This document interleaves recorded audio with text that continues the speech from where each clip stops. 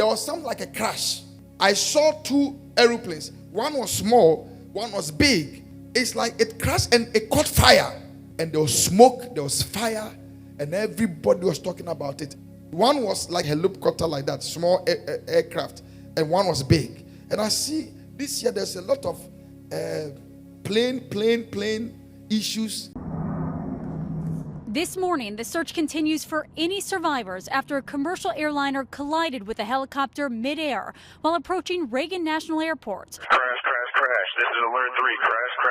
A live stream from an EarthCam web camera capturing the moment of impact. A fireball lighting up the sky. Both aircrafts then crashing into the Potomac River, making rescue efforts difficult. The water that we're operating in is about 8 feet deep. There is wind, there is pieces of ice out there, so it's just dangerous and hard to work in. It happened just after 8:45 last night. Authorities say the jet was inbound from Wichita, Kansas, and making its final approach to Reagan with 60 passengers and 4 crew members on board. Officials say an additional 3 Army soldiers were on the Black Hawk. From the Department of Transportation and FAA's perspective, we are going to offer full support to those on the ground, to the mayor, but also to the NTSB, who is going to be conducting the investigation in this matter. Ari Schulman was driving home when he looked up and saw the plane falling from the sky. It was illuminated bright yellow underneath, and there was a spray of sparks on the underside of the plane. And I knew something was wrong because it was very, very close to the ground. It was maybe 80 or 100 feet above the ground, banked all the way to the right.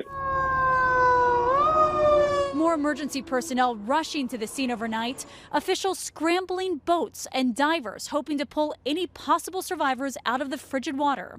The investigation now underway as officials try to determine what happened. American Airlines CEO responding to the tragedy overnight. I'd like to express our deep sorrow about these events.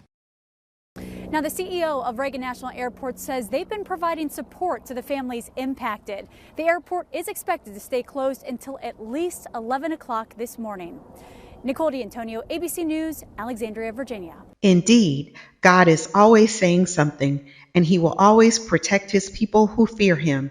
Stay connected as God continues to use his servant, Prophet Sampson Amoateng. Visit the website at www.samtv18.net and connect with the man of God for prayers and more of the prophetic.